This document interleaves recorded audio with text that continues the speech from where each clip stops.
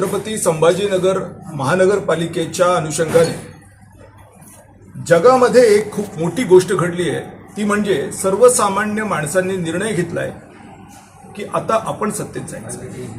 चळवळीतल्या लोकांनी निर्णय घेतलाय की आपण सत्तेत जायचं, विचारधारेच्या लोकांनी निर्णय घेतलाय की सत्तेत जायचं। आणि सर्व जाती धर्मांची विचारधारा ही भवतु सब्बमंगलम असल्यामुळे, सर्वव्यापी सुखीनं संतू असल्यामुळे, करता करविता परमेश्वरावर विश्वास असल्यामुळे, अल्हम्दुलिल्लाह फॉर एव्हरीथिंग असं असल्यामुळे एक संघ पद्धतीने काम करण्याच्या संदर्भातला निर्णय झालेला आहे।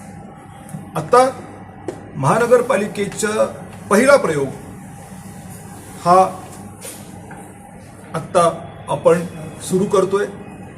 या उद्देशाने ही सगळी इथे जी आम्ही उपस्थित झालेली चळवळीतली आणि सर्वसामान्य पार्श्वभूमीची लोक आहोत, यांनी मिळून एक निर्णय घेतलाय की महानगरपालिका लढवायची आहे आणि प्रस्थापित जे लोक आहेत, जे खरं तर चळवळीच्या आधारेच तिथे पोहोचलेत पण ते चळवळीचे राहिलेले नाहीत, अशांना आता विस्थापित करायचं आहे।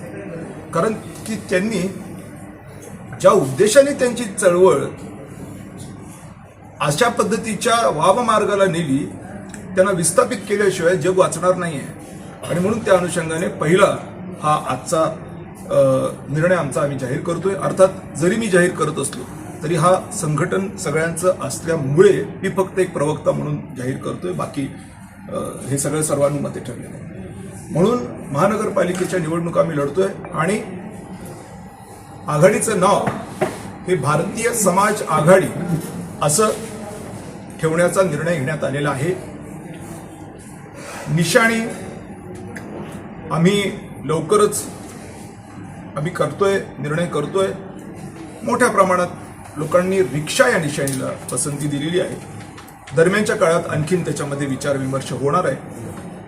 याच्यामध्ये नोंदणीकृत पक्ष जे राज्य निवडणूक आयोगाकडे नोंदणीकृत आहेत असे पक्ष म्हणजे PPID, BRSP, RJVA, WPI आणि SD, ह्याचे SP समाजवादी पक्ष। त्याचबरोबर जे नोंदणीकृत नाही आहेत पण प्रचंड मोठ्या संघटना आहेत, ज्याच्यामध्ये SDPI आहे, RPM आहे, ASP आहे, AIPS आहे, SP आहे, अशा पद्धतीच्या सामाजिक संघटना याच्यामध्ये आहेत। त्याचबरोबर मी पुन्हा एकदा तुम्हाला अवगत करून देऊ इच्छितो की वैचारिक बांधिलकीतून येणाऱ्या चळवळीच्या लोकांचा हा एक प्रयोग आहे। हा प्रयोग प्रस्थापितांचा नाही आणि म्हणून चळवळीतली माणसं पुढे सरकणार आणि चळवळीचा उद्देश, वैचारिक भूमिका सिद्ध व्हावी या अनुषंगाने निश्चित स्वरूपाने माणसं काम करणार आहे। याच्यामध्ये पीपल्स पार्टी ऑफ इंडिया, ज्याला पण आपण शॉर्ट फॉर्म मगाशी आपण घेतले होते, त्याच्यामध्ये ॲडव्होकेट विजय वानखेडेजी आहे। बहुजन रिपब्लिक सोशलिस्ट पार्टीमध्ये माननीय अरविंद कांबळे साहेब आहेत। मी स्वतः रायबान जाधव विकास आघाडीचं प्रतिनिधित्व करतोय। वेलफेअर पार्टी ऑफ इंडिया, ज्याच्यामध्ये माननीय श्री सोहेल अन्सारीजी आहेत।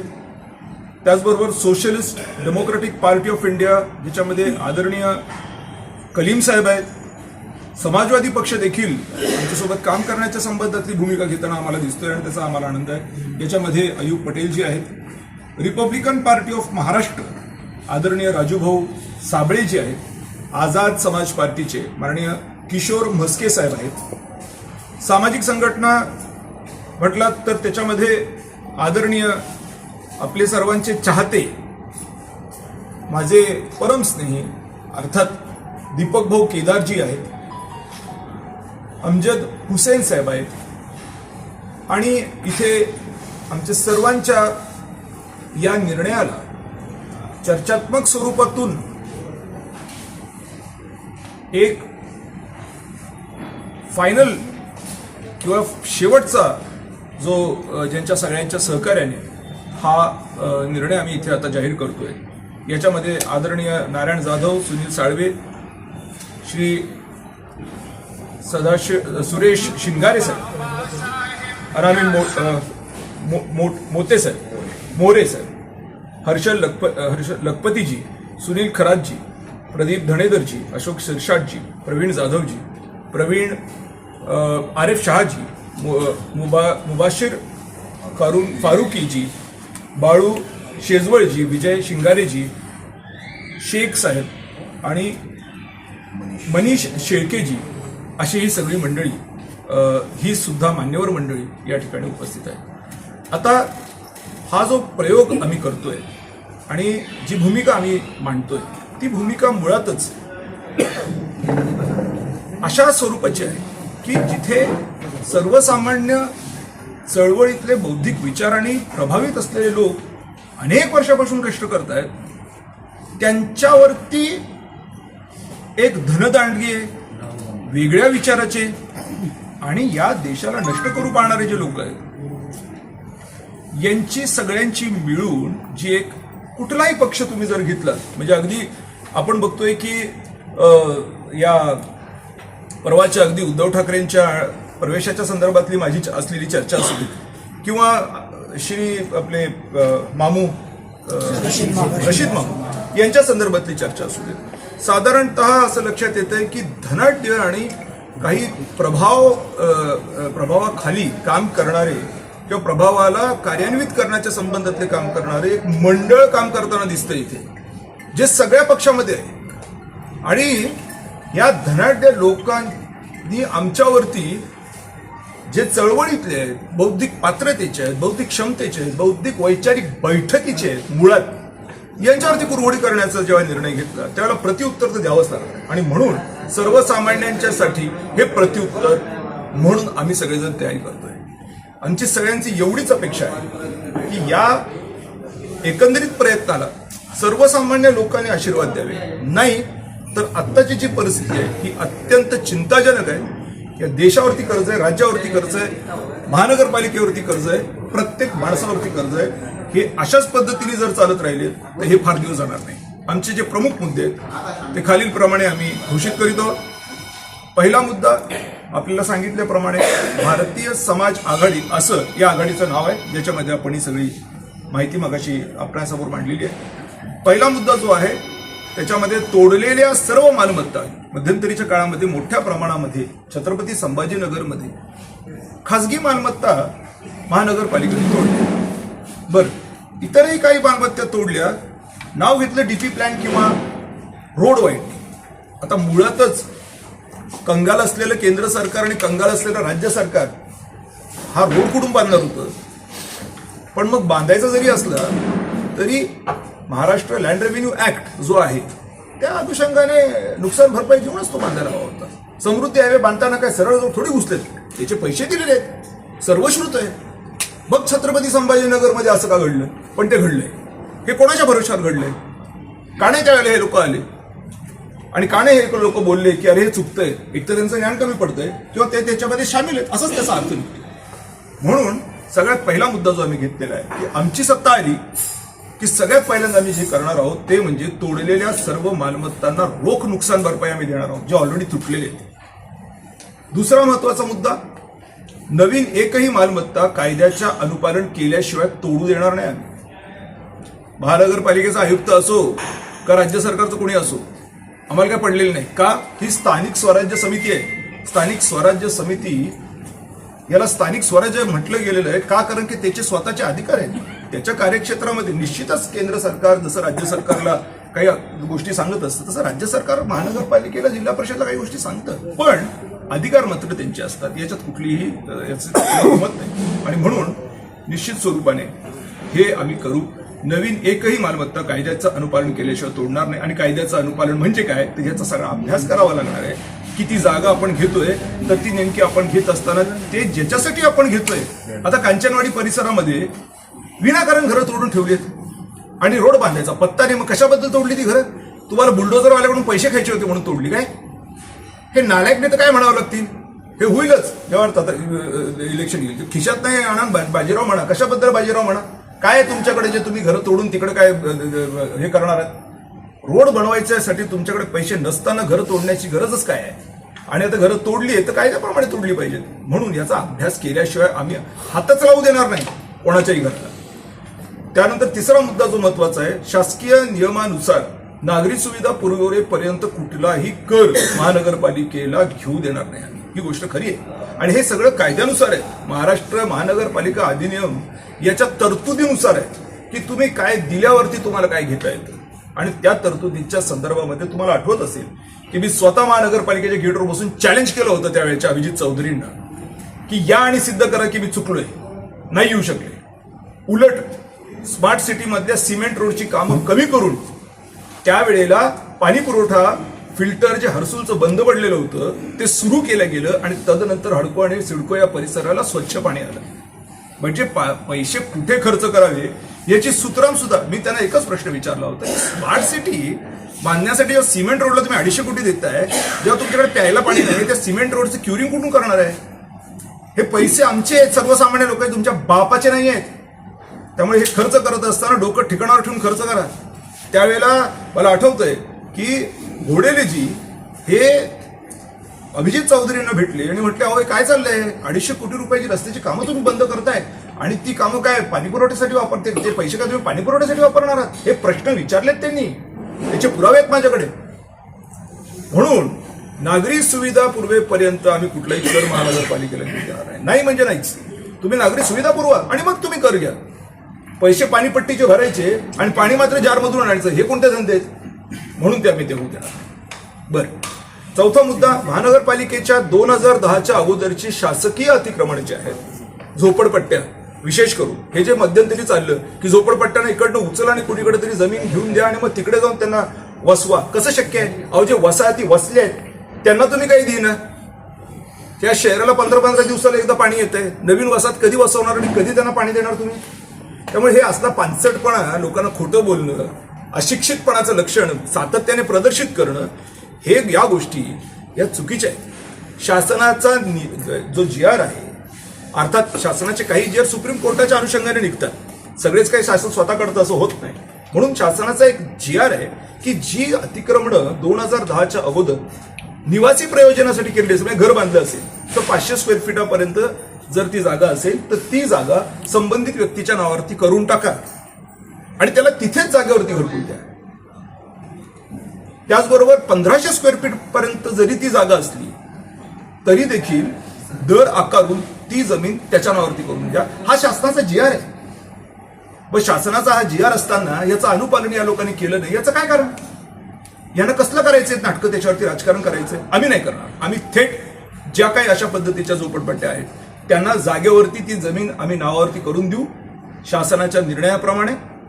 कारण आमचा अभ्यास आहे, आम्ही बिना अभ्यासाचं काही बोलत नाही, कुठल्या कायद्याचं भान न ठेवता कुठल्या गोष्टी आम्ही चर्चा करत नाही.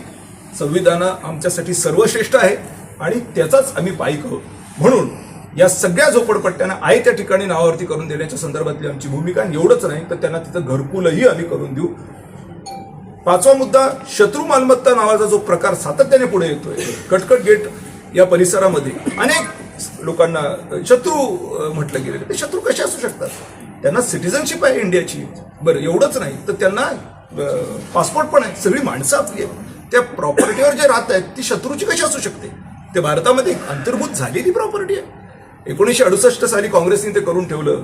2017 साली पुन्हा भारतीय जनता पक्षाने आगाऊपणा काहीतरी करून ठेवला. यातनं आज मुकली आहेत लोक. हो, तुम्ही सिटिझनशिप देता, तुम्ही त्यांना पासपोर्ट देता, त्याच्यामध्ये ऍड्रेस लिहिता त्यांचा जिथं ते राहत आहेत, पण ते नावावर करून देत. हा काय प्रकार आहे? हा देशद्रोह आहे. म्हणून अशा पद्धतीच्या ज्या प्रॉपर्टी आहेत त्यांना काही कायदेशीर तरतुदीच्या अनुषंगाने त्यांच्या नावावर करून देण्याच्या संदर्भातली भूमिका, स्थानिकांच्या नावावरती करून देण्याची संदर्भातली भूमिका आम्ही इथं जाहीर करतोय. त्यामुळे शत्रू मालमत्ता या स्थानिकांच्या नावावरती करून देण्यात येतील असा आमचा शब्द आहे. सिडको हडकोची घरं लिमिटेशन ऍक्ट 1963 प्रमाणे नावावर करून देऊ, ही गोष्ट खरी आहे. कारण लिमिटेशन ऍक्ट 1963 स्पष्टपणे म्हणतोय की 20 वर्षाच्या वरती खासगी किंवा सरकारी जमिनीवरती जर तुम्ही राहत असाल तर त्या जमिनी या तुमच्या नावावर करून देण्यात याव्या. का? कारण त्याचं लिमिटेशन संपलंय. वाद करण्याचं, वाद होण्याचं लिमिटेशन पिरियड संपलंय. म्हणून ते नावावरती करून द्या असं लिमिटेशन ऍक्ट 1963 म्हणतो. मग सिडको हाडको या संदर्भात जे वाद करतं की ही आमची जमीन आहे आणि मग ती फ्री होल्ड करणं वगैरे वगैरे आणि त्याच्यात अतुल सावे आणि कोट माणसं असतात ती कशाबद्दल करते? हा ऍक्ट कोणाचा आहे? हा गव्हर्नमेंटचा ऍक्ट आहे. त्याचं अनुपालन का होत नाही? आमचं म्हणणं आहे की त्याचं अनुपालन झालं पाहिजे आणि ते आम्ही अनुपालन करण्यासाठी संपूर्णतः कटिबद्ध आहोत. सिडको हडकोच्या तमाम नागरिकांनी याकडे लक्ष स्वतःचं वेधून घ्यावं आहे. 7वा मुद्दा एक आमचा आहे ड्रेनेज, पाणी, कचरा, वाहतूक व्यवस्थापन इत्यादी सुविधांसाठी. आणि हा सगळ्यात महत्वाचा मुद्दा आहे. का? कारण की आज आपण बघतोय की पूर्णपणाने फायनान्शियली आपण कोलॅप्स झालेलो आहोत. देशाकडे मिलिटरी परमनंट नाहीये, राज्याकडे आमदार फंड द्यायला आमदारांना फंड नाहीये. मुख्यमंत्री देवेंद्र फडणवीस काहीही भाषण करतील, पण मुख्यमंत्री देवेंद्र फडणवीस स्वतःला आमदार जे आहेत ते यांना मुख्यमंत्री देवेंद्र फडणवीस हे आमदार देवेंद्र फडणवीसांना एकही रुपया आमदार फंड देऊ शकलेले नाहीयेत. अर्थमंत्री अजित पवार हे आमदार अजित पवारना एकही रुपया देऊ शकलेले नाहीयेत. उपमुख्यमंत्री एकनाथ शिंदे हे आमदार एकनाथ शिंदेने एकही रुपया देऊ शकलेले नाहीयेत. हा प्रकार काय आहे? पण तिथं काही नाहीये ते इथं कुठून आणणार आहे? हे करून देऊन ते करून देऊन असं करून देऊन तसं करून काय करणार? तुम्ही स्वतःला दिले का ते पहिले सांगा. आणि माझं तुमच्या माध्यमातून आमच्या आघाडीच्या वतीने जाहीर त्यांना आव्हान आहे, सिद्ध करून दाखवा की तुम्ही आमदार फंड दिलाय. तर ड्रेनेज, पाणी, कचरा, वाहतूक व्यवस्थापन इत्यादी सुविधांसाठी महानगरपालिकेच्या मोकळ्या जमिनी ज्या आहेत त्या जमिनींना सुप्रीम कोर्टात सरकारने जे शपथपत्र दिले, कारण सुप्रीम कोर्टाने सरकारला शपथपत्र देण्याच्या संबंधीचे आदेश दिले होते केरकर मेमोरियल ट्रस्ट नावाच्या केसमध्ये, त्या अनुषंगाने खरं तर माझं हायकोर्टामध्ये ऑलरेडी पिटिशन सुरू आहे, तुम्हाला सगळ्यांना माहिती आहे. तर शाहरुख खानचा बंगला असू देत किंवा नरिमन पॉईंटच्या काही प्रॉपर्टीज आहेत, काही कफपरेटच्या प्रॉपर्टीज आहेत. तर अशाच पद्धतीच्या छत्रपती संभाजीनगरमध्ये सुद्धा मोकळ्या जागा आहेत ज्या अजून मोकळ्या आहेत. माझं म्हणणं आहे की या बाबतीमध्ये या सगळ्या प्रॉपर्टीज सरकारने जे शपथपत्र दिलेलं आहे सुप्रीम कोर्टामध्ये त्या अनुषंगाने आम्ही सगळेजण आमची महापालिका लागल्यानंतर भाड्याने देणार आणि ते भाडं जे येईल त्याच्यात आम्ही महानगरपालिकेच्या सर्व सुविधा उपलब्ध करून देणार. कारण आम्हाला हे नीट माहिती आहे की कोणालाही काहीही नाही. कंत्राटदार जीव देत आहेत, त्यांना आत्महत्या करण्याची वेळ आलेली आहे कारण का त्यांच्याकडे पैसे नाहीये. अगदी जलजीवन मिशन पासून PWD पासून कुठल्याच डिपार्टमेंटमध्ये एकही रुपया एकही कंत्राटदाराला मिळालेला नाही. म्हणून अशा या सगळ्या पार्श्वभूमीवरती महानगरपालिका चालवायची तर कशी चालवायची, त्याला आर्थिक स्त्रोत काय आहे, तर हे आर्थिक स्त्रोत आम्ही निर्णय घेतलाय की अशा पद्धतीने आम्ही करणार आहोत.